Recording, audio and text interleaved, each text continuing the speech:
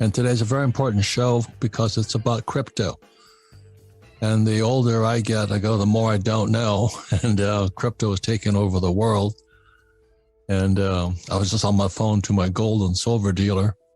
And I still own gold and silver, and I bought a lot of crypto. But it's a very important subject that we need to be aware of.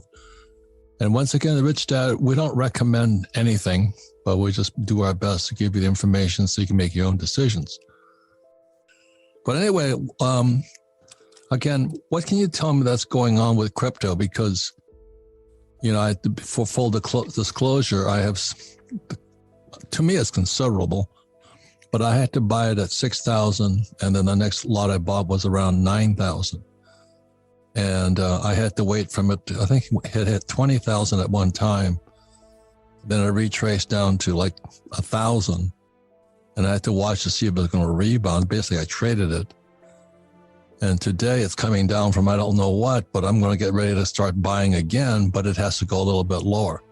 So everybody says crypto is in a bear market or Bitcoin is in a bear market, but so is the stock market and so is the bond market. So why is Bitcoin in a bear market? It's funny. Crypto over the years has gotten closer and closer to being extremely correlated with the stock market, and particularly growth stocks. So if you look at NASDAQ, it's down 21% year to date. Bitcoin's actually outperformed that. It's only down 17% year to date. Although if you look at like S&P 500, it's not outperforming that. It's only down 13%, right? So even though stock markets and crypto are in a bear market, you can see crypto is very tightly correlated with the tech stocks. Correct. And, I don't know anything about it, so that's why thank you for writing the Rich Dad Crypto newsletter. The other question I have as a guy who knows nothing about this field, except I have a lot of money in it,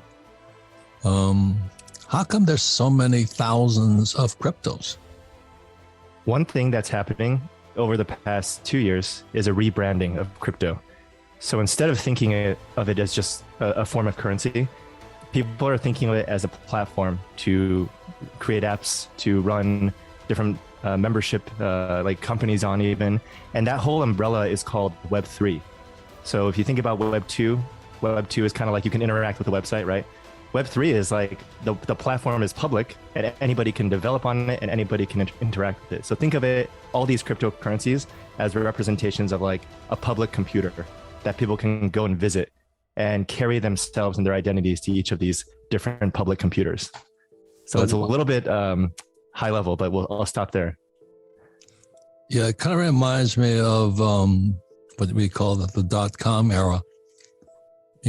Back around 2000, everybody had a .com company. It was just this .com and that .com. And everybody was chasing these .com companies and it all came crashing down. So do you think that's going to happen to all these new crypto coins or whatever they are? I think crypto will continue to remain correlated with growth stocks, but there are so many funds being raised and so many billions of dollars waiting on the sidelines to fund innovation in the space. So if you bring enough smart people and you bring enough money to any category, you're going to see some really good things come out of it. And obviously the hard part is keeping up to date with the rapidly changing environment. I mean, over the last year, we've seen like 3 bull and bear market cycles with different innovations coming out and then kind of fading back. But there are a lot of promising things that have come out that are actually actively being used. And the big difference this time is there is a connection to the real world. So there's 2 things that are something I want to talk about. One is the off ramps and on ramps. So actually using the crypto you use, right, to swipe a card to earn interest on it. You can, like, for example, borrow money against getting a car loan, then depositing it into crypto, earning an interest rate on a stable coin, and then getting a free car, essentially, because the rate of return of the interest is greater than the monthly payments you need for the car. So these are things that you teach, but in different formats. You buy a home, you get rental income, and eventually you pay off the home, right? So these are like things that are happening in the real world are getting digital representations on in crypto, and that's called DeFi, or decentralized finance.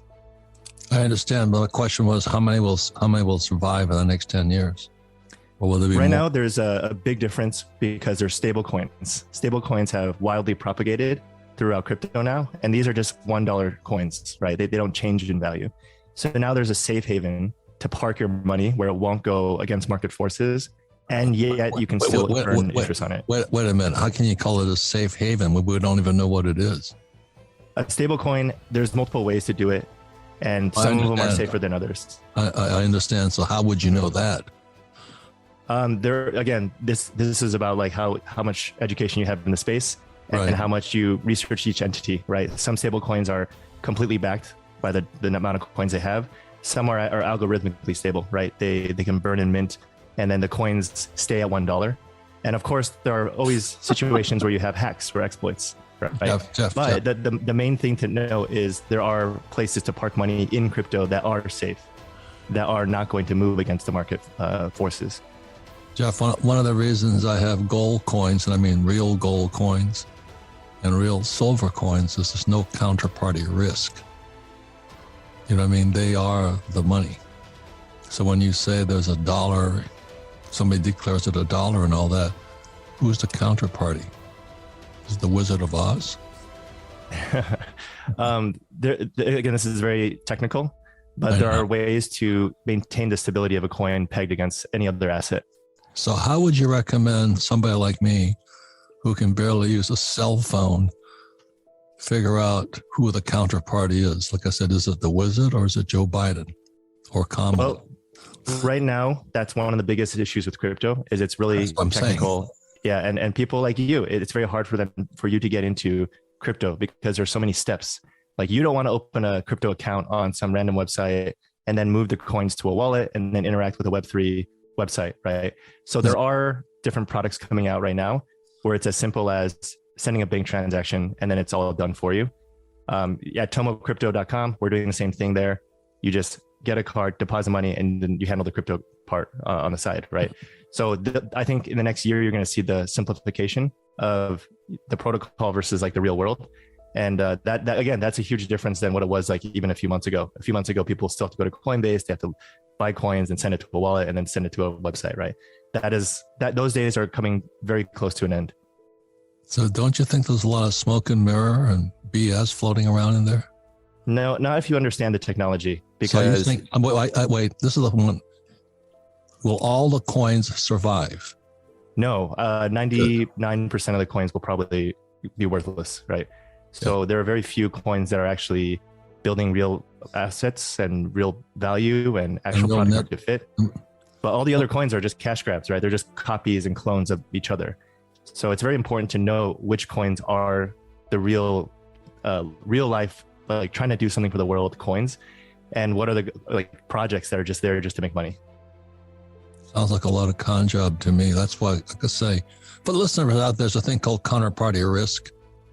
You know, there's nobody else behind the gold coin. There's no Wizard of Oz and no smoking mirrors. The other thing I like about gold and silver coins is that, as you know, in this cyber warfare, if they knock out our electronic systems, coins disappear too. But if let's say the Russians fire up an EMP, EMF, one of those things, bombs go off, they knock out the grid, gold and silver stays there. So that's kind of what I just want to give people the differences on this whole thing. And I still own quite a bit of Bitcoin and Ethereum.